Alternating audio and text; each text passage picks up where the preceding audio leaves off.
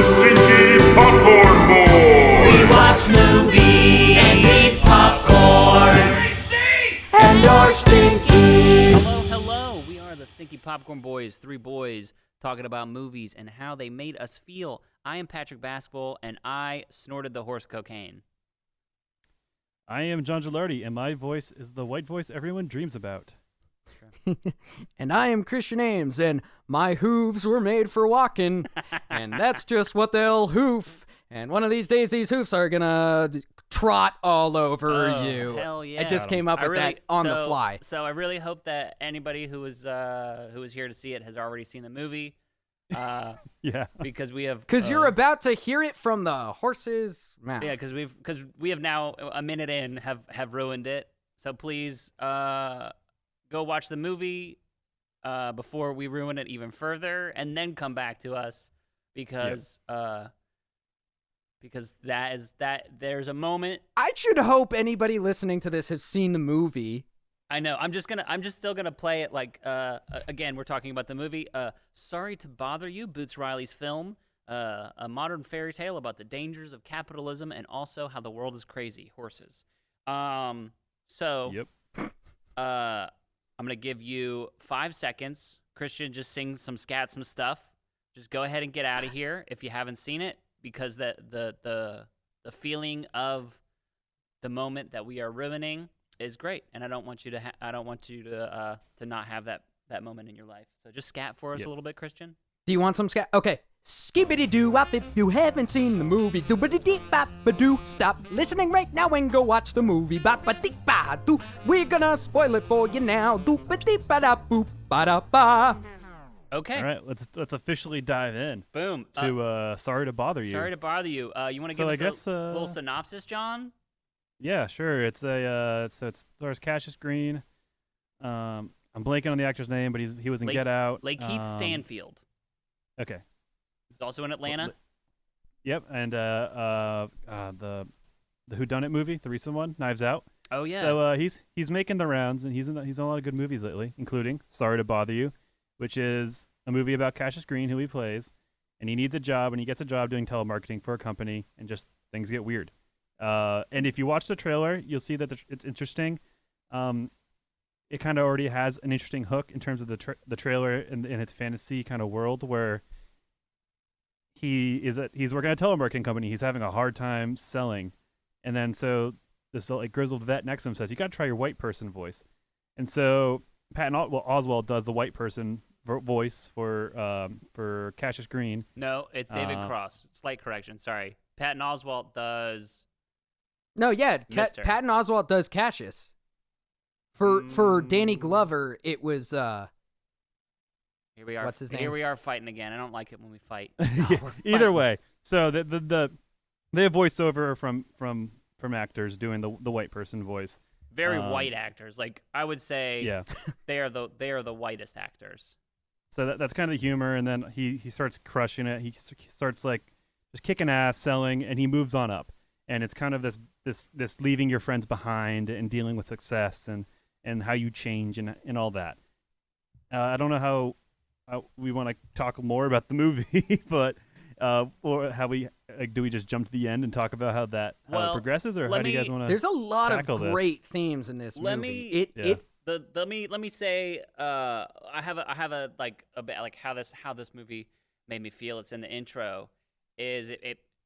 This is a movie that like makes you fall in love, or for me, makes you fall in love with like the idea of storytelling and like why movies happen, because it is so surreal, and it's like in a world that like feels so much like our own, but also like it's so twisted again, and like the movie says yes to itself. There's like an improv scene thing that again that's what I know, so I go back to that all the time. Is like that helps you build different scenes so you don't become fixated on one thing, where it's like if this is true, then the universe, then what else is true, so that then you go to the next step. It's like, oh, and they establish it right away, where they have like the pseudo prison work camp thing that people sign lifetime contracts, and it's like, oh, this is slavery repackaged, and it's like, oh, that's what you're saying about it.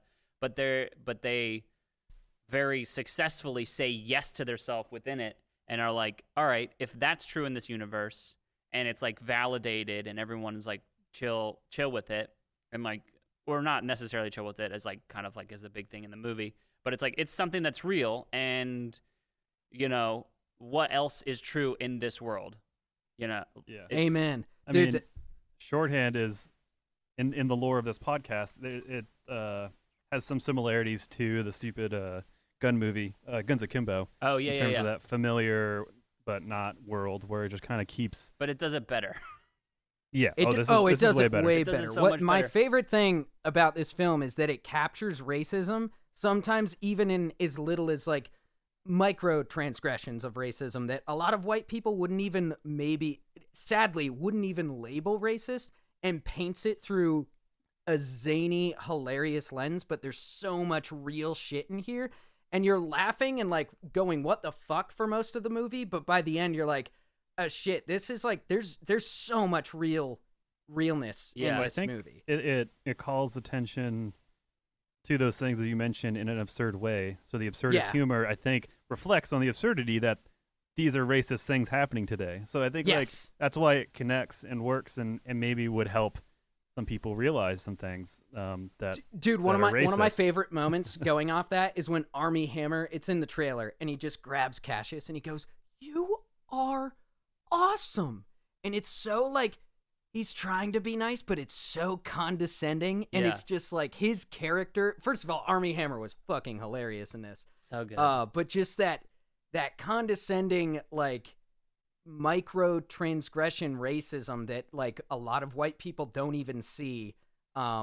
And again, Well, it like paints the- it through a funny, zany lens. Or but even it's, even the scene where it's like, and it's again, a lot of the stuff is enhanced to 11 in order to make it absurd and surreal, and also to be like, all right, here's my point, here's a crazy twist on my point, but here's my point, you know? Because they're even the part where the party where he's finally achieved all his success, and he's at this party, and they're like, you can rap for us. I think my you're God. lying. That Yeah. scene was so uncomfortable, but also it was Oh, just like it's- it was also very funny because he's like, you rap for us now, dude.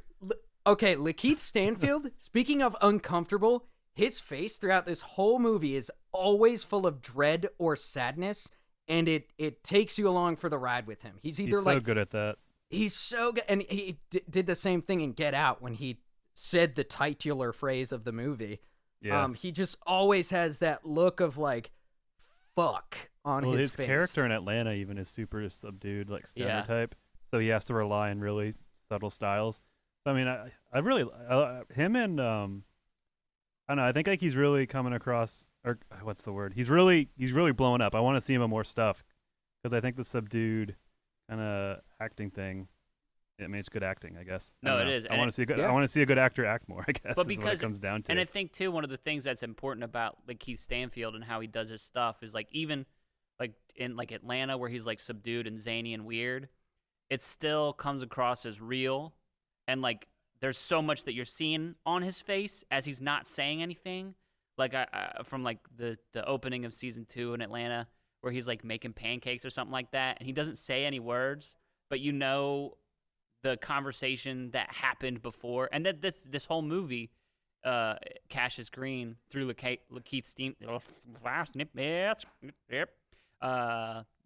I just went to reverse a little bit. Sorry, guys. Yeah. Yeah, what was?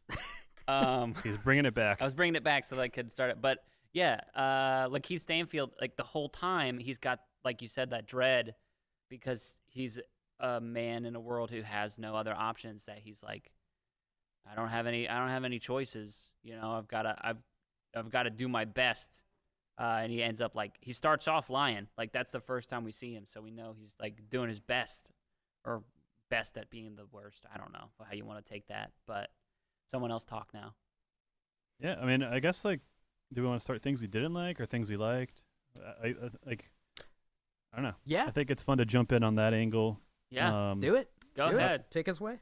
I guess things didn't like. Should we start negative and then we Go. finish positive? Start negative and bring it up. All right. So, Boots Riley, his first directorial debut. So, I don't know if this comes down to that, but there's definitely some pacing issues, I think, with the film.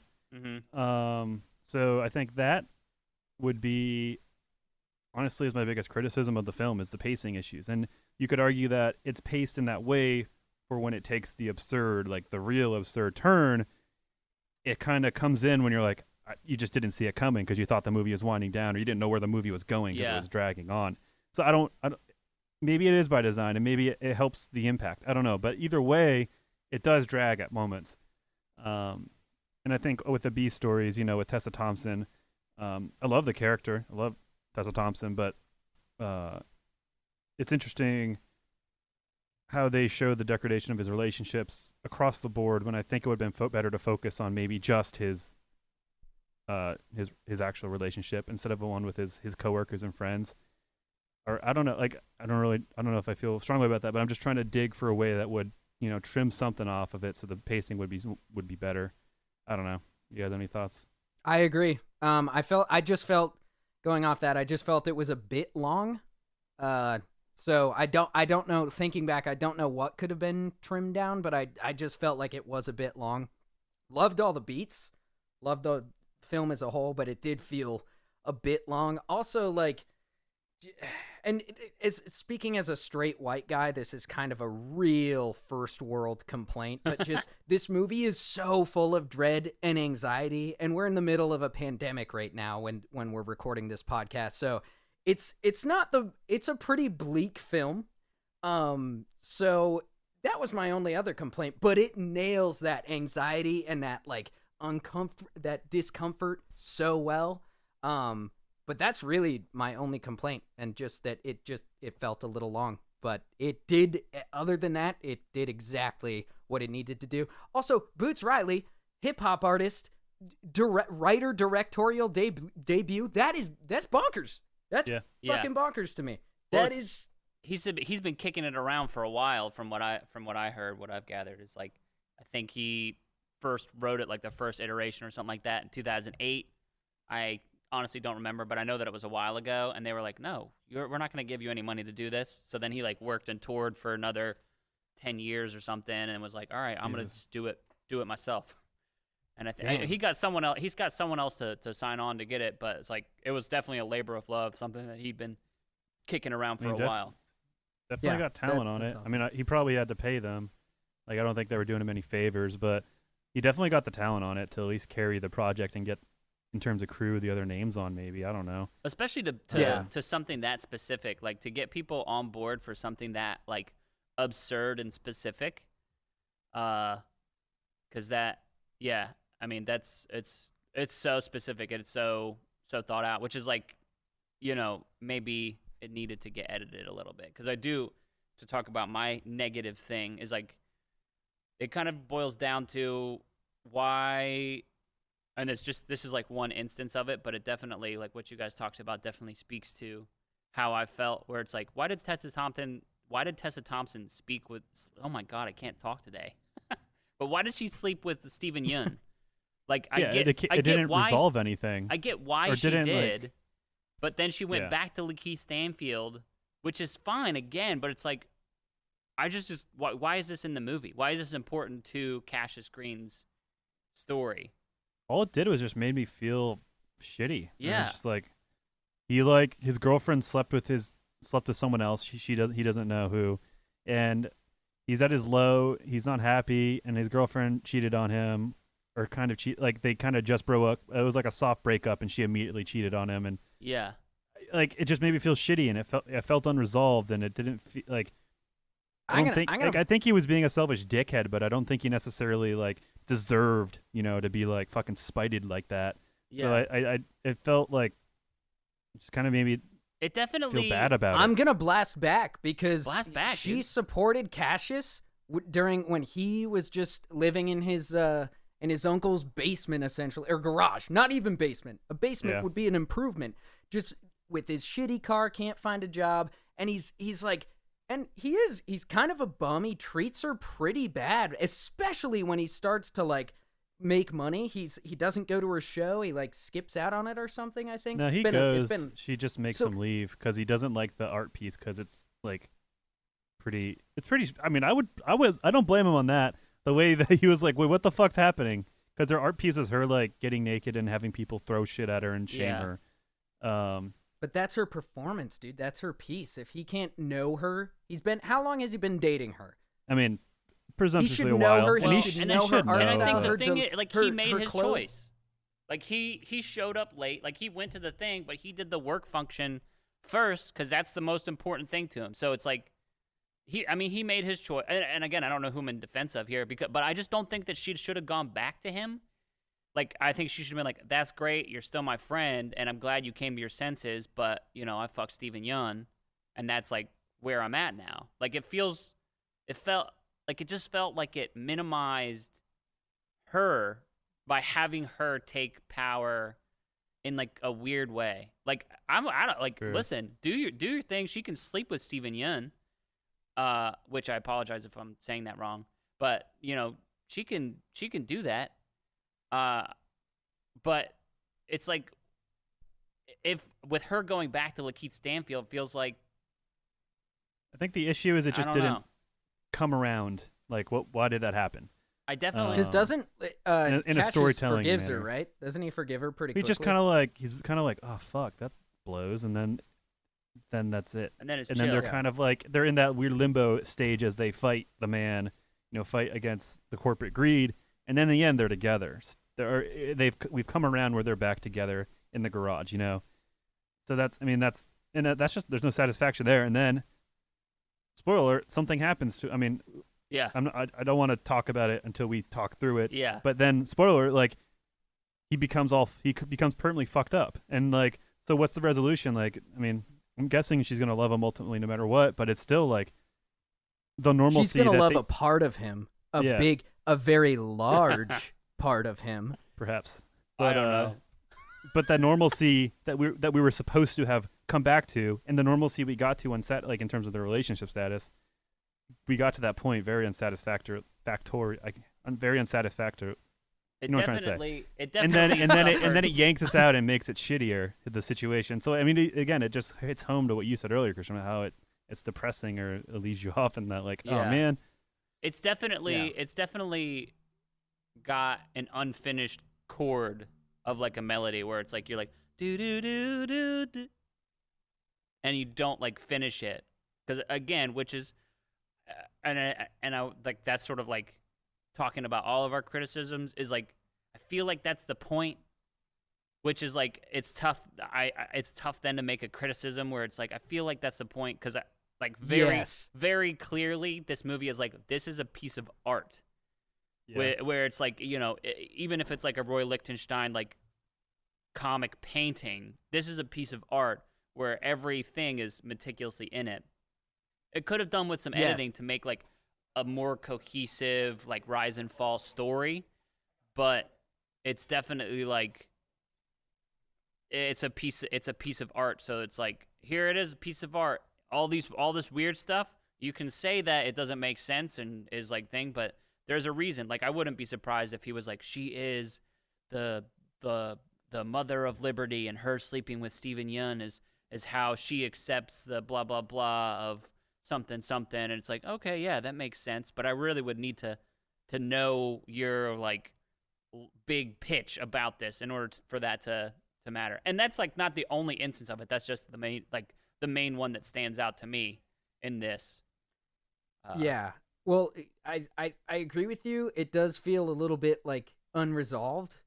But the night me and John watched this, we watched Black Klansman right before it, and it has a very similar ending where you think it's going to end, you think it's going to be happy, and then it just kind of like leaves you on this like, oh shit, there's still a lot of problems that Yeah. are yet to be solved with this country. So I personally like that because it was like kind of part of the message, but also when you're watching a movie, you want there to be an ending and feel satisfied. Yeah. But you don't give a that's shit not to- about that.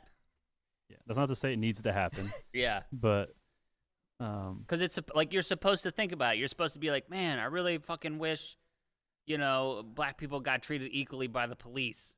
Yeah. And it's like, I wish my little movie Saturday Night did not end with that happening. It's like, yeah, Mhm. it's like it's a call to action. living here in my comfort little world is like, oh, I want to go to bed happy, but it's like, The point Yeah, is, I mean, like, I already said it's that. a re- I already it's a said that. represent- That was it's a literally repre- like the yeah. only complaint I could draw about this is that it was pretty bleak when we're living in pretty bleak times. But that was the message that needs to be said. Yeah. Yeah. I mean, you're that supposed to we be need at to home hear. at comfort, and then whoever you are, wherever you come from, you're supposed to be at home in comfort, and then have these thoughts and these questions, and you question the status quo. Ideally, maybe, I don't know. Do you guys want to switch over to? Let's talk about the positives? cool shit, dude. The cool shit. This isn't like super cool, but I loved it because it personified. I don't know if it's it just represented like how I feel at parties sometimes. Is when he's like, I'm gonna go in the VIP room, and he goes in the VIP room and he sits down. He's super uncomfortable, and he's just looking around, hating it, and he's like, oh shit, and then he walks up and gets out. And I can't tell you how many times I've done that. Where I'm at a party or I'm at a thing, and I need to like move around just because I'm restless. Yeah. And I always regret it, and it's just, I don't know. I can't convey how funny it is by talking about it, but it's just so simple, so subtle, and it's funnier when you look back on the movie and you're like, wow, that was just like a random little sequence of him going into a VIP room and then like, ugh. Yeah. Sucks. I know that feeling too. When we went to the Twitch party in 2016, John. Yep. That we were like that, except we were white people with a whole bunch of other white people. So- But yeah, that I love that that scene was so funny. I mean, So relatable. and again, it showcases how he's always looking for something better, and will even abandon his friend in order. Yeah, it definitely had its place because like he got into VIP and he realized, oh man, this sucks. So it's like when he becomes affluent and rich and successful, It's not he's satisfying. Like, oh, yeah. So I guess, what do you guys like? The production design, fucking love the production design. The colors, The TV shows. the TV, Yeah. like the colors. Oh yeah, what was the TV show that like get I'm fucking gonna smacked. fuck you up or something. Yeah, I'm gonna I'm punch gonna, you in or the I'm face. gonna kick your balls. I think it was something like, I'm gonna get punched in the face. Yeah. Sorry to bother you, game show. Well, I think you mentioned it in your intro, Patrick. It's just like a total parody of like capitalism, consumers, the product. It's just like hungry Americans. They want their show where people get kicked in the balls, and you gotta talk with your white voice. I mean, Guns Akimbo also touched on things similarly. Yeah, it did it bad though. Yeah, it did it poorly. Hmm. But I think like these movies felt very similar, in terms of that. But yeah, I like the color palette, and I like how like a room had its colors and it stuck to it. Yeah, And I was like a lot of blues. Like I think blue would probably be the main color, and then blue and orange. I feel like. yeah, blue, orange, and like orange yellow. I think was kind of contrast. Like I think those are the kind of the main colors. They had a lot of purple Um, when they went up. Yeah. There was like purple when you went up levels. I mean, again, this is the kind of type of thing where it's like the elevator was like ridiculously ornate in this like boring ass building where it had no point of being like ridiculously ornate, like red velvet, gold plated. The elevator was funny as shit. She was talking about. I just remembered that talking about it, but it's like that sort of stuff where the surreal, where each setting is another like like the setting also serves as a reminder of the piece as a whole, and it's all cohesive together. Chef's kiss. Agreed. What did you like, Christian? I loved the sexy guy with the eye patch. I think he had an eye patch. Who He I did think have he an eye also patch. had. Didn't Mr. he Blank. also have Patton Oswalt's voice? He had Patton Oswalt's voice. Hold on, I forgot to look up the who. No, but Lakeith Stanfield did too for his white voice. Nah, it was David Cross, boys. I'm telling you. Really? No, I thought David Cross did Danny Glover. Nah. Hold on, I'm looking. Because up. like Dude, because we gotta- Patton Oswalt's the top billing in air quotes white voice. I think it's got to be him. Wait, John, how did you just describe him? White voice. the potbelly, the potbelly white voice? What? Well, all right. No. So here we go. Wait, did I say that?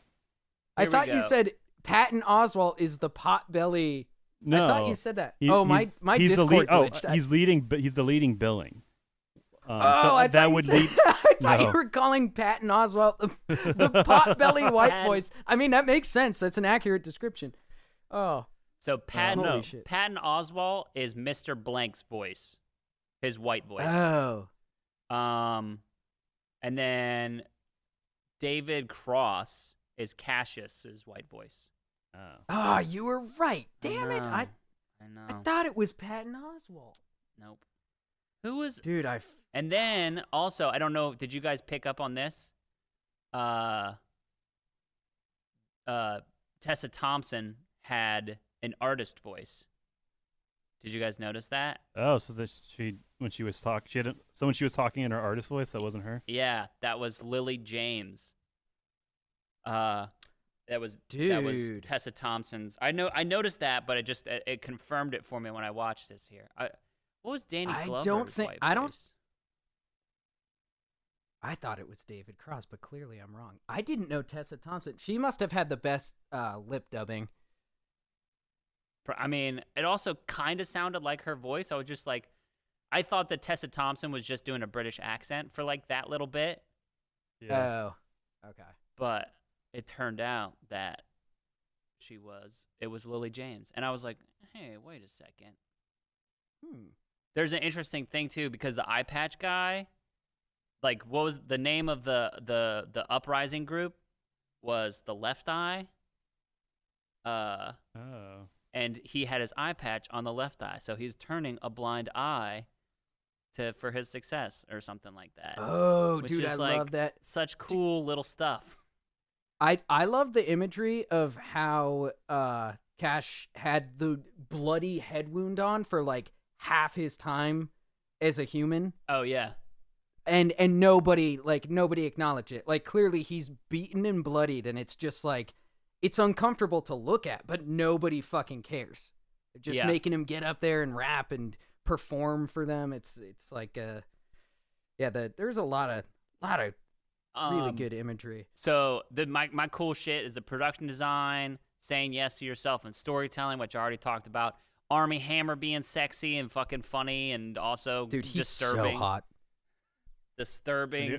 Do we want to talk about the big twist? And then I was gonna look. Keith Stanfield was always so good. And then my final thing was that fucking twist. We're 30 minutes into the podcast, more or less. We're gonna ruin this. We've danced around it enough, but it's fucking. I literally gasped.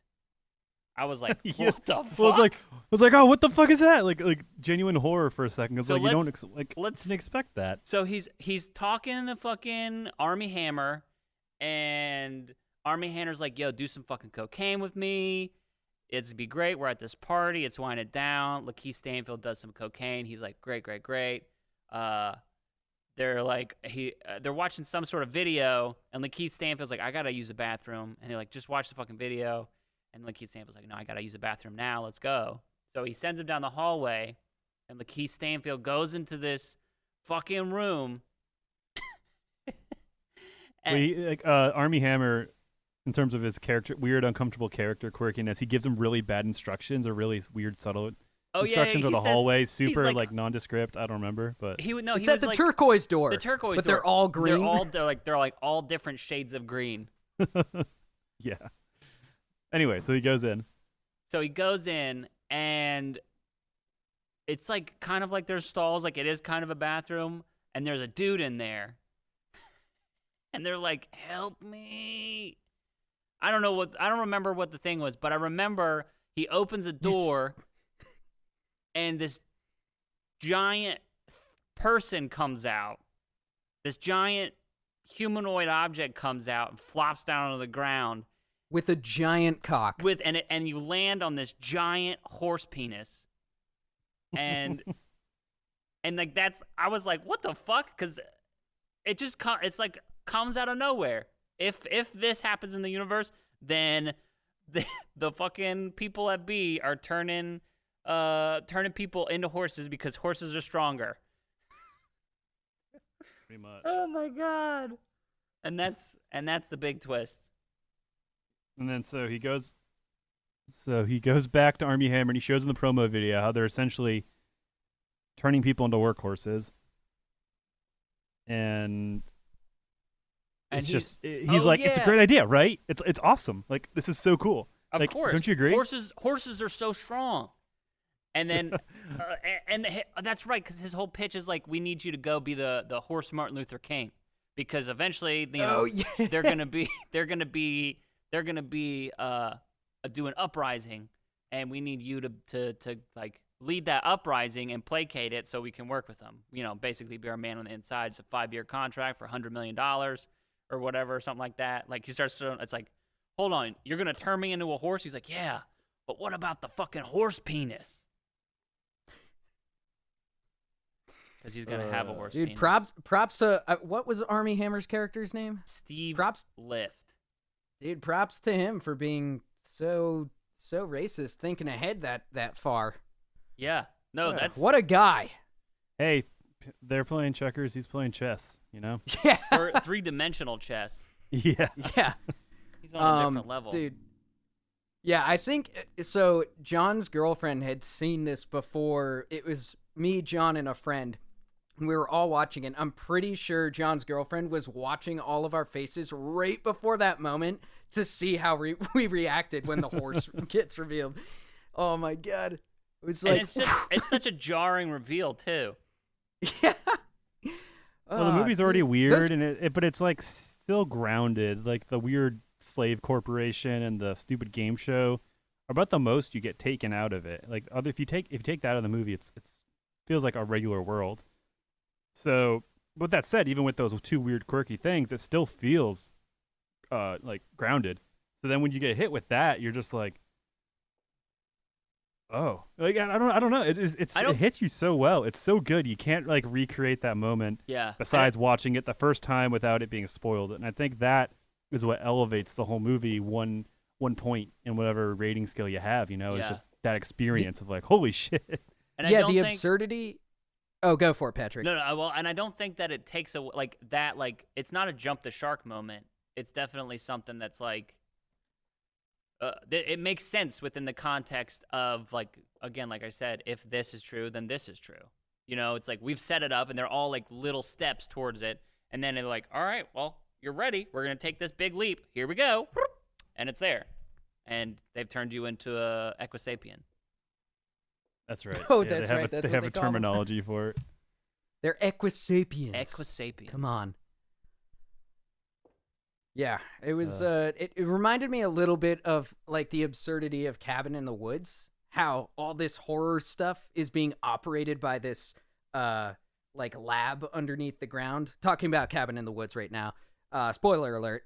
But from the beginning of that movie, that the horror is being operated by this crew of like sadistic like Satan worshippers. But the funniness of this twist was that you didn't know that. You couldn't see this absolute hog of a horse penis coming. You didn't see it coming. Hogwatch. How's this? Oh yeah, this we got penis? Hogwatch in here for sure. Hogwatch. Dude, we've got some Hogwatch. Was that a horse? Or no, we need to. Yeah, I can't. Did you hear my horse? Is that okay? That's not a horse. You guys got it. Yeah, that's better. That's better.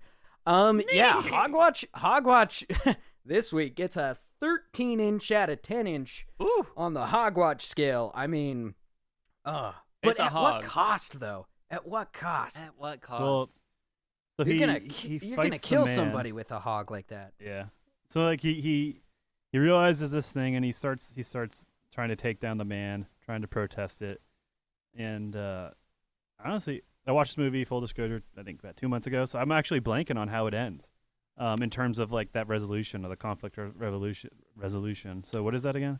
I think I remember. I think they all bust into Army Hammer's house, right? Well, Don't they? I'm trying to think. So he gets arrested. Holy shit! I'm trying to remember it too. But this is the rare case where I haven't just finished the movie. Well, I mean, yeah, neither have we. It's been 2 months for me too. I'm pretty sure he gets busted out of prison by the other horse people. Yeah, and it's then like they a they, riot. they van. raid. Yes, they raid Army Hammer's house. Well, no, so like everything's sort of like so. All right, so at the end, spoiler alert, I guess.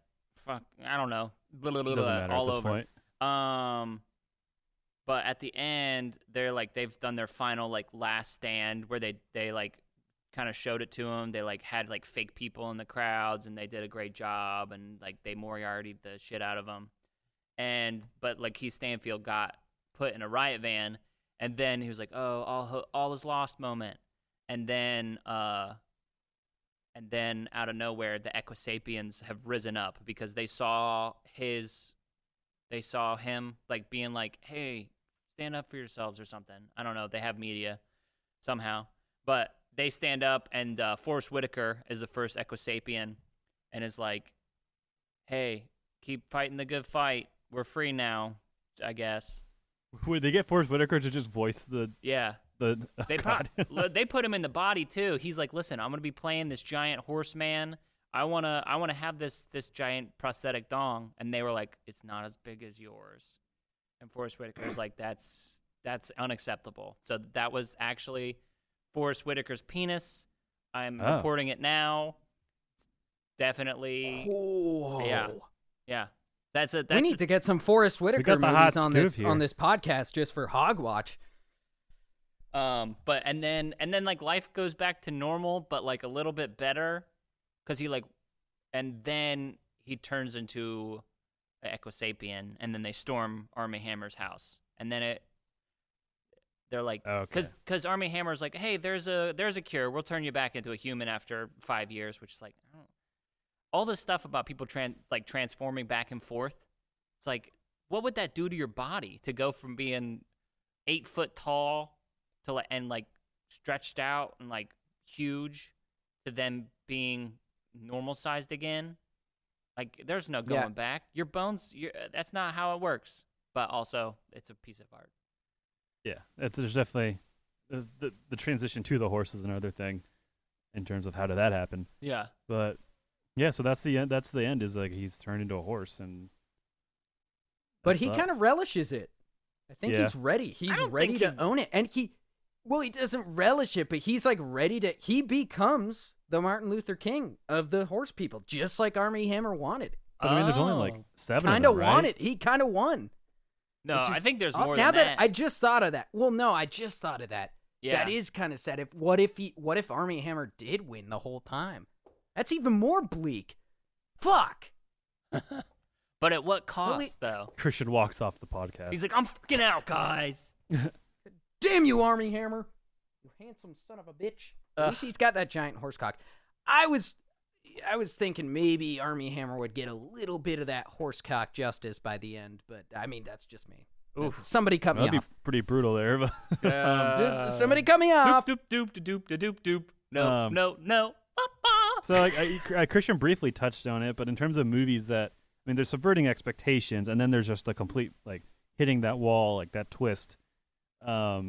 And so I mean, we can talk about Cabin in the Woods or another movie. Like, what other movies have done that successfully? Because I think that's what this movie's gonna be remembered for. That simple fact, you know. Parasite you did think that it's to gonna me. be, yeah, so that's another one. So you think this movie, you think it's gonna be a movie about a comedy, dark About comedy, white and voice, like about, like, and you the know. hooks, the white voice. But it like if after you watch it, that's gone. That's not what you remember it for.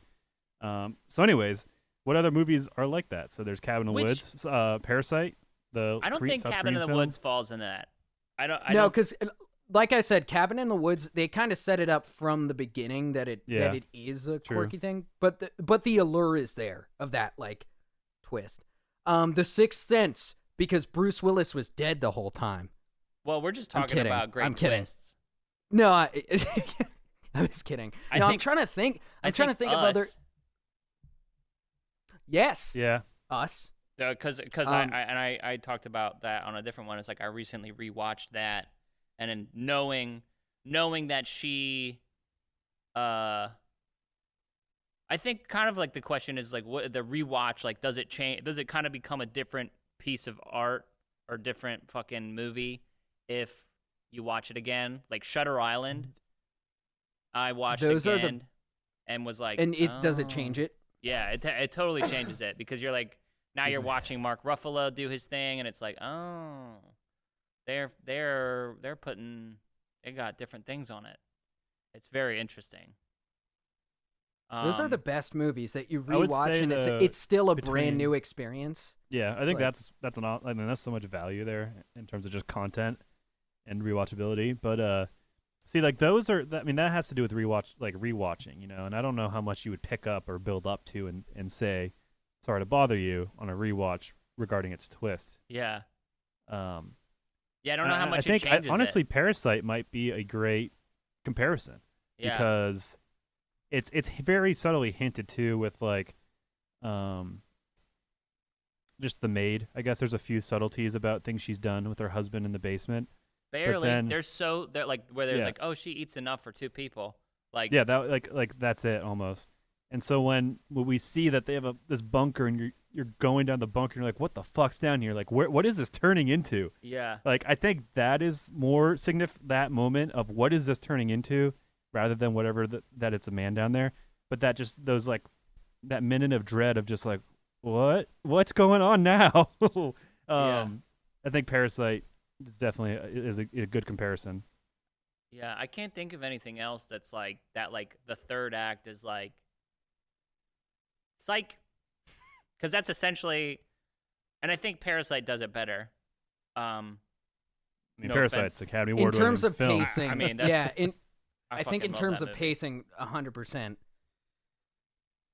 It 'Cause feels that- a little bit more rooted as a whole. Because even that in my scene, opinion. that I was like, all right, we're sitting here now. We're talking about Parasite, and Sorry to Bother You one, but it's like you're like it lulls you into false sense of security. You're like, oh wow, and because the thing that you expect to happen, like the family coming home and them not expecting it, doesn't fucking happen. Like the whole time, I'm like, all right, I know it's gonna happen. We're being lulled into false sense of security, and you are.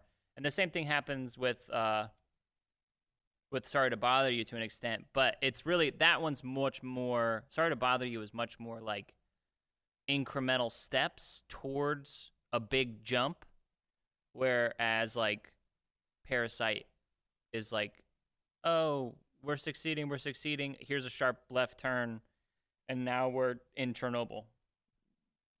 I don't know. Yeah, that's what happens when they go down the bunker. They're in Chernobyl. Psych.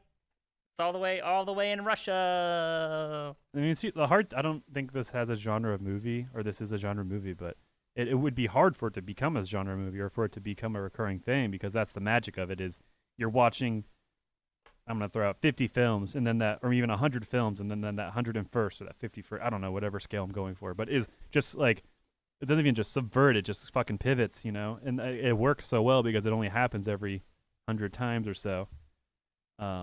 So it sucks because like it's such a fun experience. Yeah. I mean, experiencing anything for the first time is always so unique and so core to how you remember it. But in terms of these weird left turn movies, you know, it couldn't happen at scale. You can't have a lot of them, you know, because then we would because we already are really a really savvy audience. You know, we know the cues, we know what to look for, the hints that are dropped, or just the tropes. You know, so Maybe Get Out. Yeah, Get Out. Get When- Out's definitely a swerve. 100% Get Out. I wouldn't say Us is. Us, it does have a twist, but it's not like a weird fantastical swerve. Yeah, I don't know how we didn't mention Get Out. I thought we mentioned that. But yeah, Get Out definitely. You know, it's like a weird universe where old white people are putting their souls into black bodies. You know, so like, I mean, that's a huge swerve too. So Dude, did you guys, going back to film school, did you guys ever watch The Bicycle Thief or Bicycle Thieves? yes. So I remember, sorry, I swear to God it's going to come back to this, but I remember watching that movie and hating it because it was black and white and I was 18 years old and I was like, this is boring. I want to watch Mission Impossible 3. And such it a was good movie. boring. But that movie, like, just kind of, Bicycle Thieves, not Mission Impossible 3.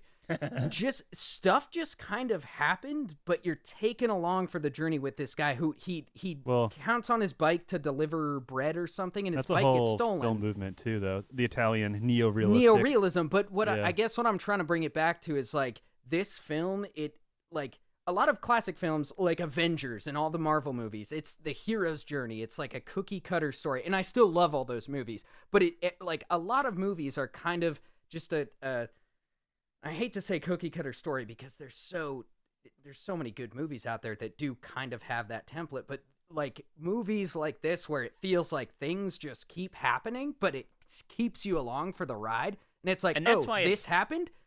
I'll go for it. I'm going for it. Well, and that's why it's sometimes jarring too to watch it because you watch so many, and that's just like the whole like science of like story writing is like you have Act 1, Act 2, Act 3. Here's your rising action. Here's your inciting action. Oh, here's the climax. Here's your whatever. So whatever like sort of formula you follow. But movies like this that are like, again, I pretentiously say this is out, but it's like it's weird. From the very beginning, the opening scene where the production design has the colors all like coordinate in the background and everything is like slightly more than normal, and it's like, okay, this is like hyper real surrealism. Like this is a world that reflects our world, but the artist is throwing a circus glass on the fucking things that he wants to say. Dude, that was poetic, that description. Also, I want to see a Bicycle Thieves remade, but in that hyper surrealism. That could be cool. I want to see that. Make it clear. I think like such a great allure of that. I don't know, we're talking about Bicycle Thieves now, but it was the post-war setting. It was just like it was the destruction of World War II, and they were filming in the city that was fucked up because of the war. That was a really interesting part of it. Anyways, I don't know, like it doesn't. It's not like super 1-to-1, but I think it totally captures the essence of the left turn multiple times within a film, but are Tarantino films. Like they constantly, like you expect it, so that's where it's not necessarily the same example as these. It. But yeah, that's true. But like his films, just like they fucking go, and they go out of nowhere sometimes. I mean, the tensions are obviously there, but the scene in Inglourious Bastards when they're in the basement playing cards or they're talking and they're undercover, like it's gonna go under, but what makes it go under is just the way he holds up 3 fingers, and then it just fucking blows up. So like, and then I mean, Once Upon a Time in Hollywood, I had no idea. I went in blind, and I don't know much about what's his name, the serial killer. Charles Manson, not a serial killer. Yeah, I didn't know, or not okay. Whatever he was. I'm just being a loser. The cult or whatever, but I didn't know anything about that. I just knew the name. I never looked into it. I didn't either, dude. But right after that movie, did you look up the true story? Yeah, I know you did. Didn't. I know you did. Okay, I didn't. But you didn't. Either way, I think that film, if you just look at it in a vacuum, I think it totally does fit this like left turn genre. I guess we're gonna call it. It's like I a would say soft so. left turn. Like definitely not as hard as a horse definitely penis, in there. Yeah. I think it just gets so loud and it gets so violent, and then you have a fucking flamethrower. It's just like, well, dude, you read my mind. I was gonna say, when you were talking about the Tarantino twists, they're always super loud. Like, I know it was pretty loud in Sorry to Bother You, but like Tarantino is always up in your face with some big weird soundtrack that fits, but it doesn't at the same time. And it's like, what the fuck is this music? But it's you. I feel it. So all right, I have like a little. So if Tarantino he takes a left turn and we're like, all right, he's like, hey, we're going straight, and you're like, okay, yeah, cool, we're going straight. You're like, yeah, we're going straight, and then all of a sudden he turns the radio up and slams it to the left. He's like, nope, we're not. We're going a different direction. Fuck you. And you're like, oh God, okay. And I can see him saying that even. Yeah, and then like this movie is kind of like. It's like, hey, I'm gonna go down this way, and they're like, oh, okay. You're like, we're gonna get to this end, and you're like, all right, we're gonna take this right, and you're like, oh, okay, yeah. All right, we're gonna take this left, okay, yeah. And then he like slams it real fast and goes, and like doesn't say anything to you. He's just like he presents it and is like, hey, here. I just picture him staring you down. He's driving beautifully down this weird, quirky road that you didn't expect, and somehow the driver is looking directly at you. I guess Boots Riley in this case. Just like, ooh, let's see what the reaction is. He's just like, how you like that? What is that? And then for Parasite, he's just like, you're just driving down this way, and you're like, oh wow, we're going on an adventure here. Here we go. And he just like, and then slowly he doesn't ever look at you. He just like slowly like puts the car in park, and then like gets out, and then starts to push the car, and then all of a sudden the car is flying, and you're like, whoa, whoa, whoa, what? Or he like lifts the car. I don't know. It needs to be something that's more realistic. He like pushes he pushed you off a cliff that you didn't see. Yeah. You thought that everything was fine, but he like gets out of the car. He starts to push the car, and it starts to roll gently down the road. And then like he scoots in front of it, and he pulls out a Wile E. Coyote style like painted backdrop, and so that looked like more road. And he's like, it's a cliff. He doesn't even say anything. He just looks at you as you fall over the cliff. Oh, dude, I love this. Can I add one for M. Night Shyamalan? Yes, please. Okay, so M. Night Shyamalan, he's taking you on a nice little joyride, and he's like, hey, how you guys liking the joyride? Oh, it's great, M. Night. Can I call you Mr. Shyamalan? Of course.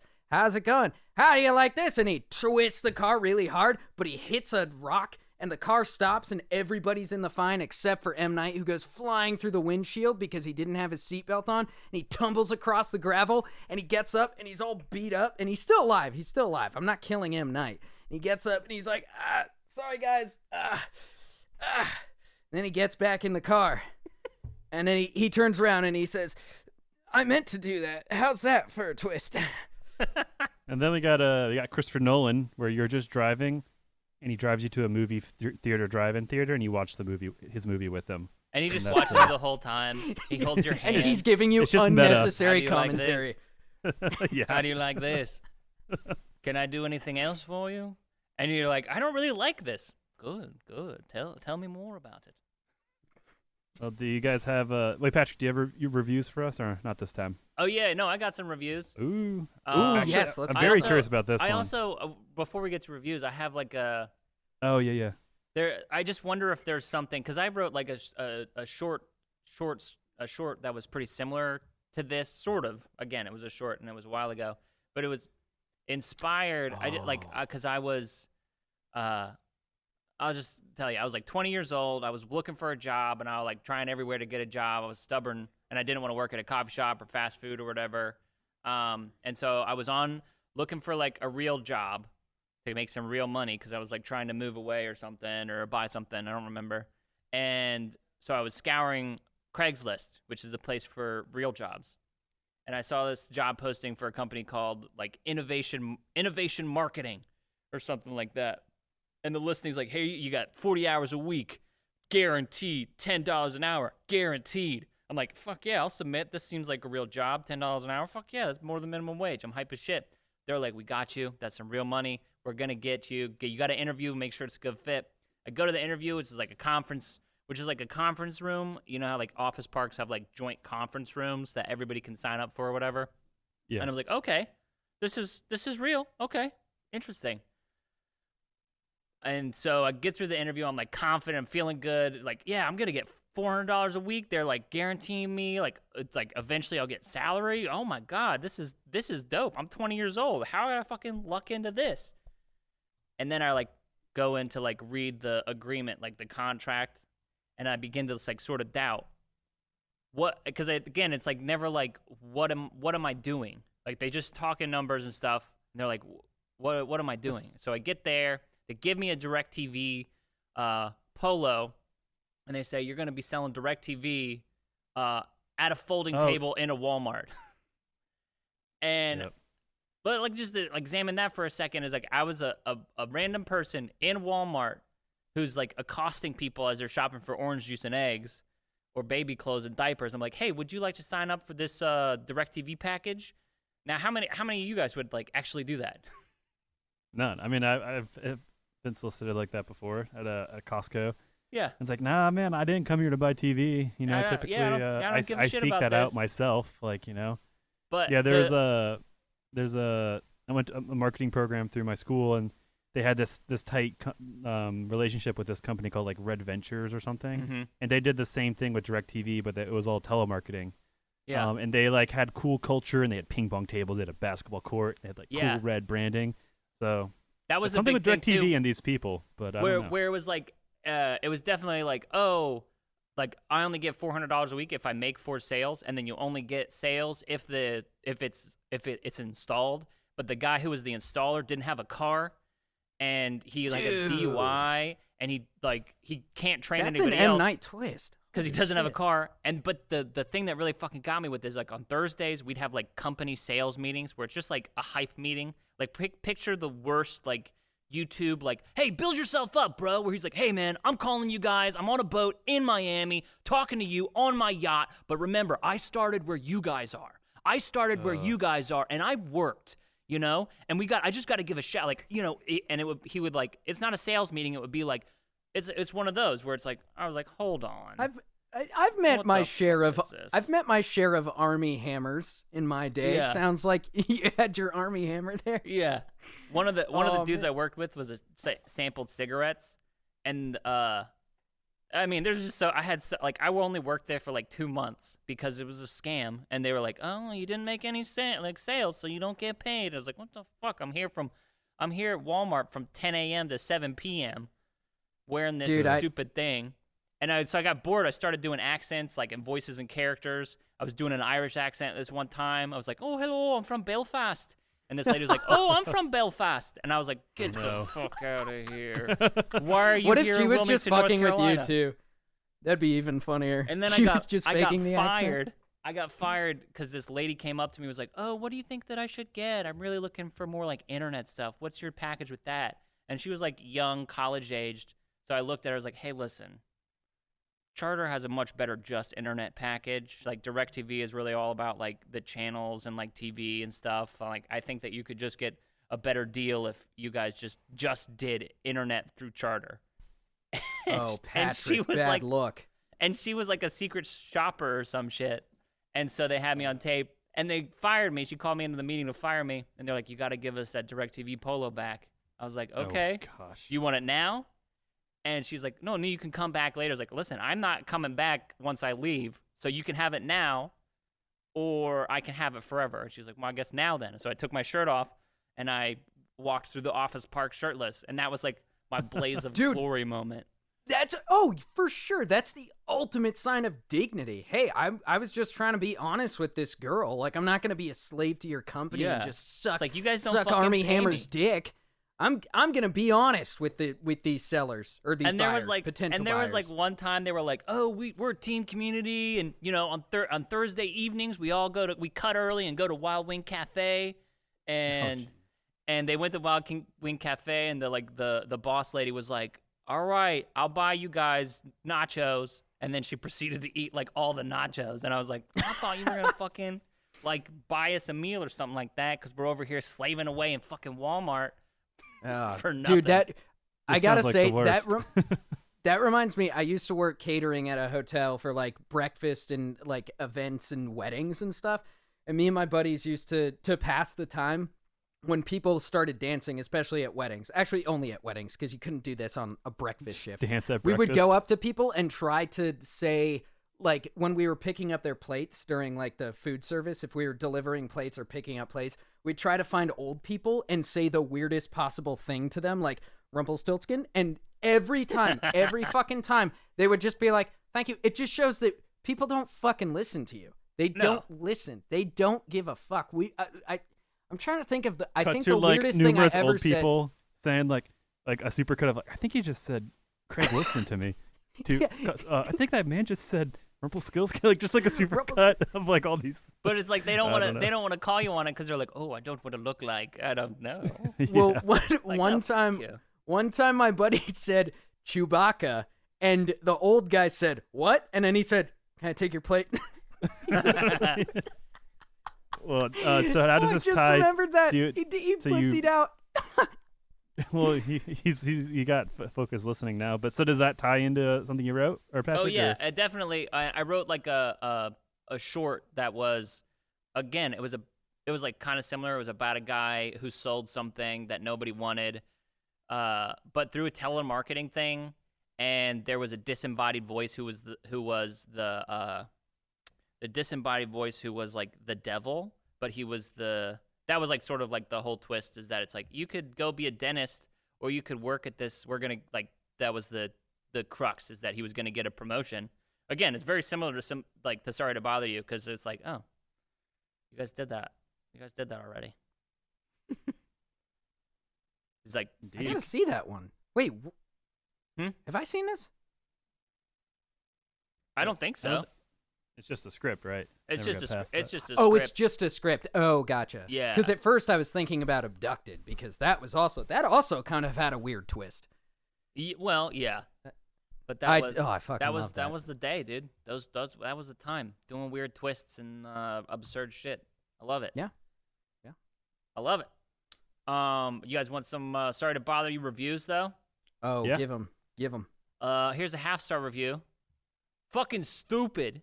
Kept hoping it would get better. The actors did the best they could with a go-nowhere, ridiculous, unbelievable plot. Even considering it as a comedic parody, it just became grossly unfair.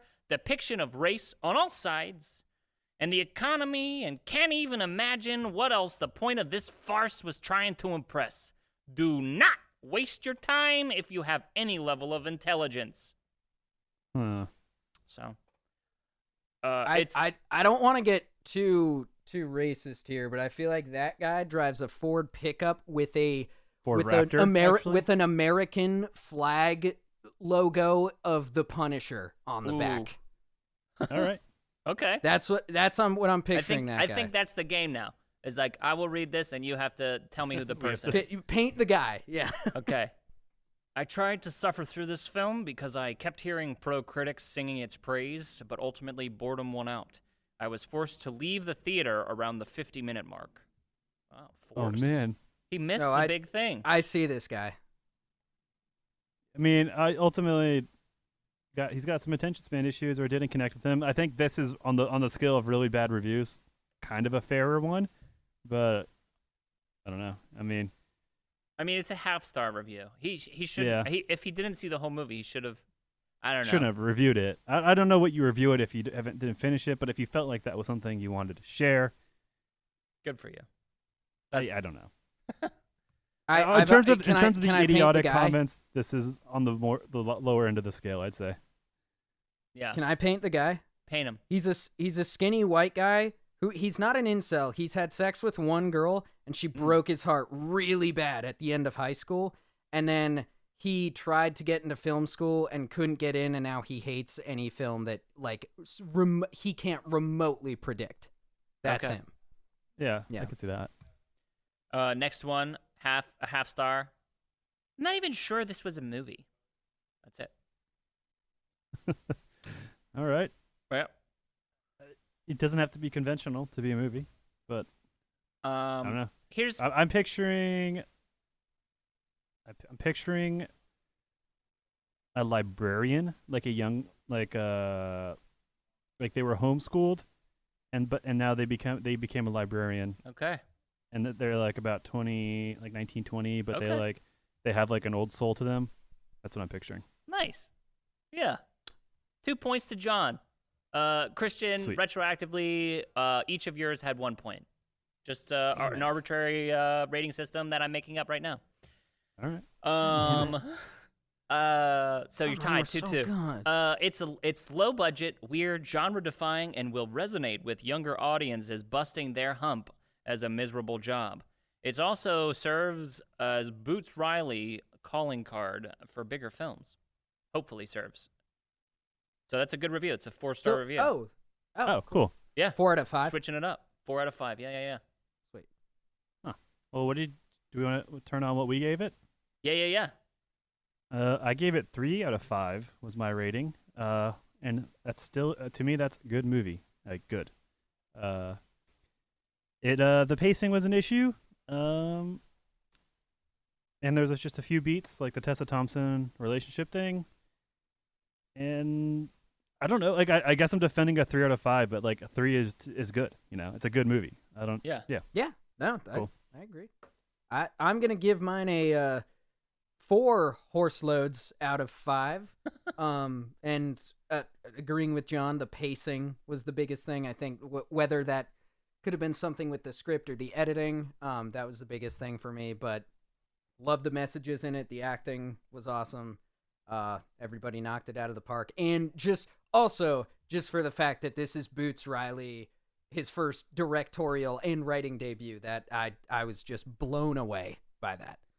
So, I gave it 4.5 Lakeith Stanfields out of 6 Lakeith Stanfields. And that's three normal Lakeith Stanfields and 1 horse Lakeith Stanfield, which equates 4.5 total. it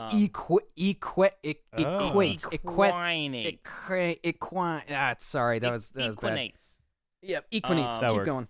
Yeah, for essentially the same reasons. I mean, I love the production design. I love the saying yes to yourself.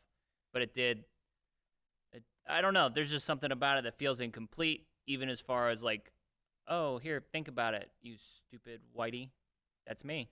I'm thinking about it. So what you guys watching these days? What's next on the plate? I watched 2 new movies this month. I'm up to Huzzah! 3 total movies watched this month. I watched Casino Royale.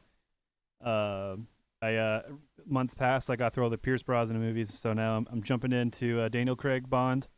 I watched Casino Royale when I was a stupid high schooler, but watching it today as an intellectual, I don't know, sarcasm in there, but just watching it today, more mature, more patient. I really liked it. It was awesome. Mads Mikkelsen, dope, awesome character. The ball torture scene, never forget that. And then I also watched Glory. Matthew Broderick, Denzel, Morgan Freeman. Oh, that's a great picture. The guy from Princess Diaries. Not Princess Carrie Diaries. Ools. God, is it not Princess Diaries? God, Yeah. Princess Bride. Oh, Princess Bride. Yeah. Great cast, great movie. It's one of those things. It was just like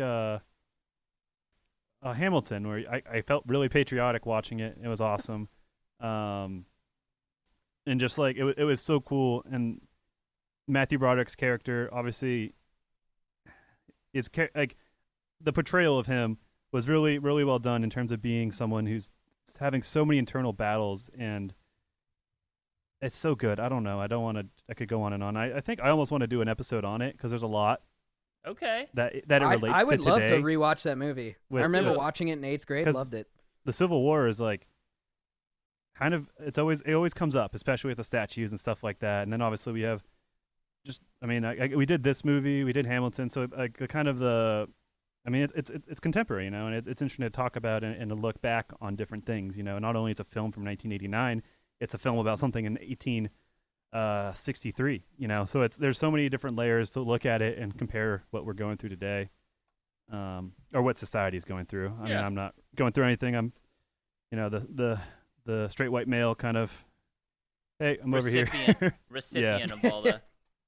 But I don't know. Those are what I'm watching. Those are good. Cool. I've been rewatching The Following, which is a Kevin Bacon TV show from 2014. Oh, yeah. I Which remember my wife and I watched back in 2014, and it's a great show. Kevin Bacon's a fucking man, and it's got this other guy. He was the Dark Knight in Heath Ledger, or not? No, he was the Black Knight in Heath Ledger. His name was the Black Knight. He's not black. His name's James Purefoy or something. He plays the killer, and Kevin Bacon plays this alcoholic cop who's chasing him down. And it's really good, but also going back to like watching bleak things in these trying times, I've been kind of getting sick of it, but it's still such a good show, and the main cast is fucking amazing. It's also got Sean Ashmore. Shout out to Sean Ashmore. He who tweeted us once. He Or no, wait. retweeted. Is He he the one? retweeted a JT Music song 4 years ago for Quantum out. Break. So Sean Ashmore, friend of the show, Ever since, friend of the He's actually going to be a guest on the podcast eventually He's if he'll coming, respond he's to us coming on next Twitter. week. Yeah, next week, Sean Ashmore. But yeah, he's in it, and he is a cutie. And my wife thinks Kevin Bacon's hot too, which like maybe back in the day, but I don't know. He's still an attractive man, but He's Kevin Bacon. He's got swag, dude. He's got a Kevin Bacon-ness about him. It's got confidence. Yeah. But yeah, so I've been watching that. And then also we came across this show called Love on the Spectrum on Netflix, and it's about autistic people trying to find romance, and it's a really wholesome show, and That's awesome. it's really funny too. Like they all have their funny quirks, and they're very self-aware of them too, and it's it's just a really wholesome, fun show. It's sad at times too, but it'll make you laugh, it'll make you cry, and I liked it. So that's what I've been watching. Oh, What about you, I Patrick? saw that. I saw that on Netflix go up, and I was curious about it. I've been enjoying it. I finished Chernobyl. Oh, I love that show. Which is so good. It made me very scared and excited about science, because like the thing about that one to me was like, this is all real life. Like when the people, like their bodies get turned inside out, it's like that happened to people. Like again, I don't really want to look up what it looks like, but it's like, Apparently they dramatized it. I mean, they probably what I did saw, to some extent, because you have to, like, it's something, but it's like, damn, that's fucking scary. And I was just like, why do we? I don't know. It's just very, very interesting. And if you got the right, I'm not an engineer. I think our DM is, but if you got the right means of like getting rid of the waste, if that can be figured out, and then that it can be made safely, like nuclear power is almost like unbeatable, more or less. So I mean, the downside of it is, so like when they were talking about, it's like, yeah, if it fucking goes into the ground and it blows up this way, that's like 100 times what happened to Hiroshima, and it's like, oh god. Which I don't know. I love like the I like bureaucratic, like administrative, like bottlenecking and red tape is just like, I hate that. It's like a big pet peeve, and I love that it just kind of like, this movie was about how that sucked, and this was the result. So I kind of I was like, yeah, because they fucked everybody, right? Oh yeah. Well, and it's definitely, well, especially like, you get into some Soviet Union stuff there too, but it's like definitely because people stand in the way of it. I don't know. It was so interesting to see how it was just interesting to see science and like to see. I don't know. I love that sort of stuff. And then I watched some baseball too before they shut it down. I know, that's pretty depressing. Weekend. I know. I think you have to do it the way the NBA is doing it. You have to have a bubble. You like the have NFL will not happen. No, those there's guys no need way. to be isolated. There's no way. It's gonna There's be so many so people depressing on for me. NFL teams. There's so many people. Like I think soccer. The staff is as big as some sports teams. Like coaches and trainers. So they need to be in a bubble. Fauci's pitch? Huh? What? Fauci's pitch? Yeah. Oh yeah. I love that. He was just trying to socially distance it. Hey. And then I actually started playing Far Cry 5 too, which again isn't a movie, but is that the one with Pagan Min? No, that's the 4. That's 4. I'm pretty sure. Oh, Far Cry 5 is the one like the caveman one. No, that's Primal. Far Cry 5 it's the American Midwest cult people. They're in Montana. Oh shit, dude! Wow, and I've made raps for all of those games I just talked about. You went down the line incorrectly, just right. Yeah. Oh, dude, the main character in that one, I bet you love him, or the main bad guy in that one. Oh yeah, the father. Yeah, dude, I love that guy. I have my gripes. We'll talk about it later. But also, I really do like a lot of it. There's just like cool. they're like, oh, open world, and then they're like, oh, there's a capture party coming to get you, and it's the game gets relentless with the AI coming after you. It's kind of cool, but it's also like, if I were like, I set up like a trap, and I got at the top of a mountain where I could like, I set some like ways where I would be able to see them if they were coming, and they were like, fine, we're not gonna come after you. And then as soon as I left where I set the trap, they were like, we're fucking coming for you. And eventually I ran away for so long, they just like the game just knocked me out. There wasn't anybody around me. I was like, God, don't force a story beat. Because essentially that's what it was. It was like, oh, here's a story beat now. Yeah. I like the game, but I ultimately just flew the helicopter around, which completely broke the game. But I was also like, I hate driving around and getting jumped all the time. It's like, it's relentless. It's fucking annoying. It is kind of cool because it's like, oh, they are a lot more active than they were in Far Cry 3.